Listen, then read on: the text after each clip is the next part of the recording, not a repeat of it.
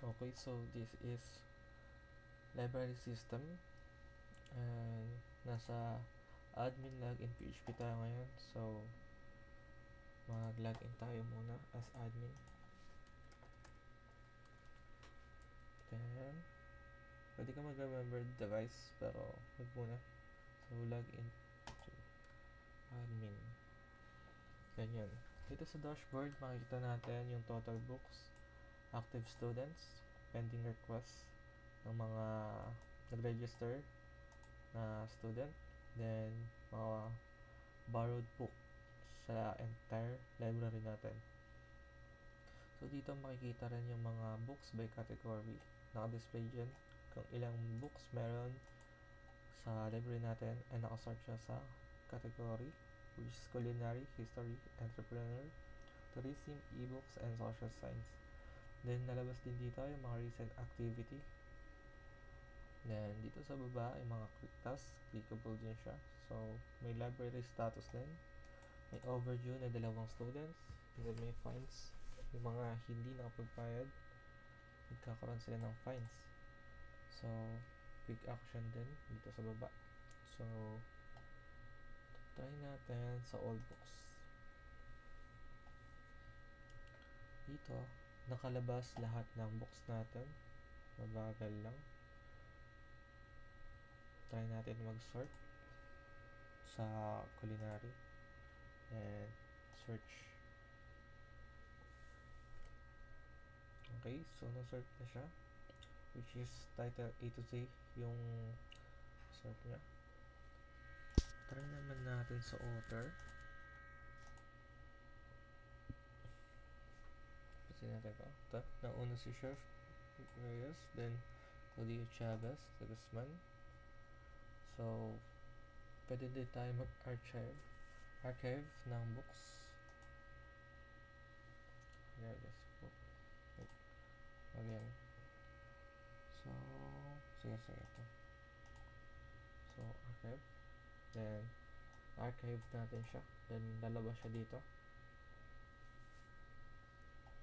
Ito siya. Sa Introduction to Culinary. Then, pwede natin i-restore siya. Okay. So, try natin tong edit. Then, update book. Then, nalaload.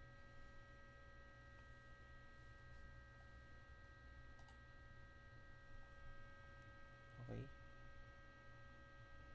And then, wala.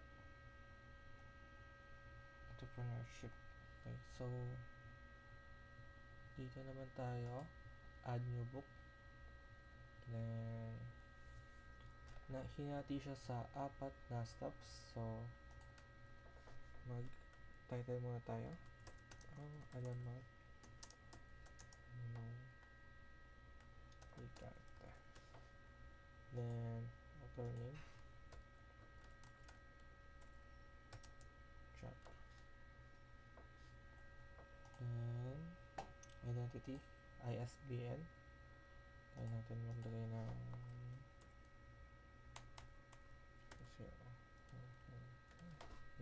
sa category natin siya ilalagay na history. Then, inventory.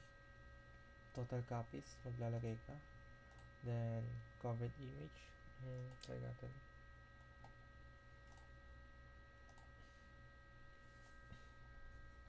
So, description. Testing. So, save the book. Check natin siya. History. Ito siya. Ang alamat ng higante. So, dito sa categories, lalabas lang dyan kung ano yung mga categories na, and ilan yung book sa categories na yan. So, check natin all users. Dito lahat ng users na naka-sign in or naka-register sa library natin. Then, Nasa-search siya sa mga male, sa female, and dito lalabas yung mga reports din. Excuse me. Ito, nandito na tayo sa reports. Pero mamaya mo na yan. So, dito tayo sa pending users. Ay, pending request. Dito lalabas yung mga pending borrow request. Yung mga student na nag-borrow ng books. Pwede mo i-reject, pwede mo i-approve, and pwede kang mag-notes sa student na yun. So, dito naman tayo sa borrowed books. Dito makikita yung mga the total borrowed ng mga books and yung mga overdue na books and overdue days and potential fines. Kung hindi sila makapagbayad, makukuha natin ay $15. So, ito yun. Pwede ka mag-email ng student or mark as returned.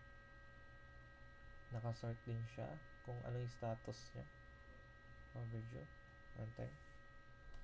So, sa manage fines naman tayo. Hindi ito lahat makikita yung fines. Pwede ka mang-mark as paid kung nabayaran na ba talaga nila yung fine nila. Then, sa mga pending, nandito rin. Mga paid, waived. Then, punta tayo sa reports. So, ito na yung reports. Nakasulat dyan yung mga library availability overview. Then, most active users. Kung sino yung maraming humiram or madalas humiram ng mga books. And kung ano yung mga most borrowed books. Then, borrowing by category. And, pwede mo i-export yung data na yan, yung report. So, let's try.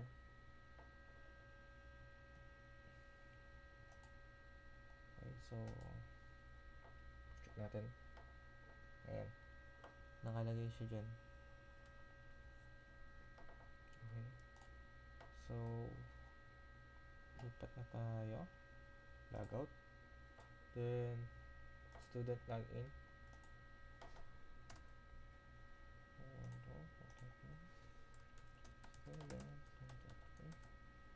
Then, sign in to account.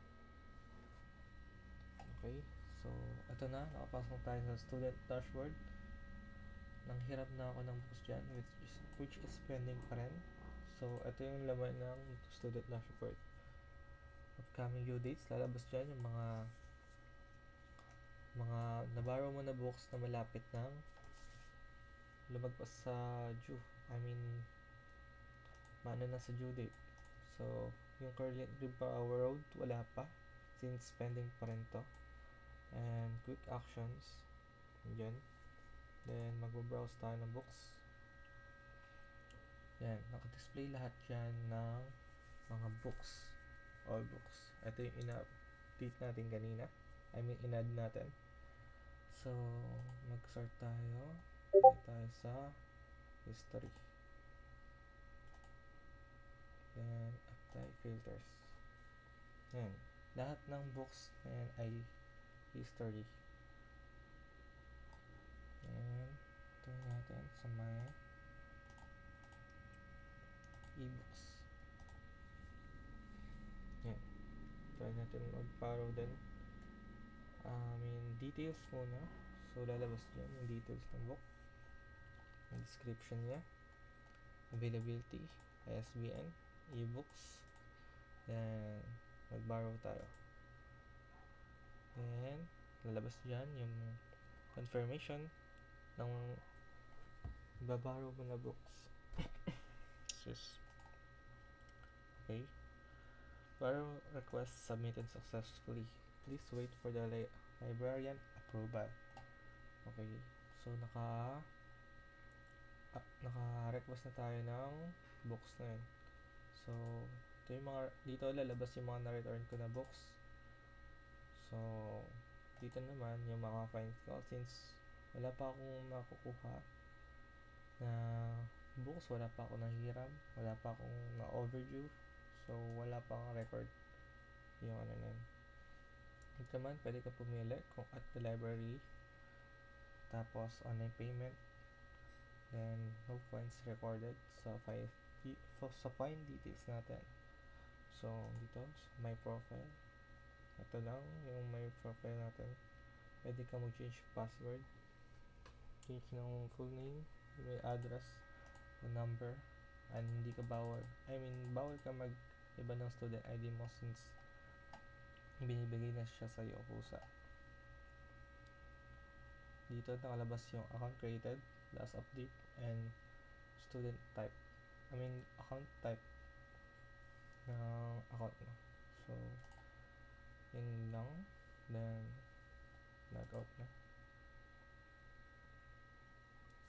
Thank you.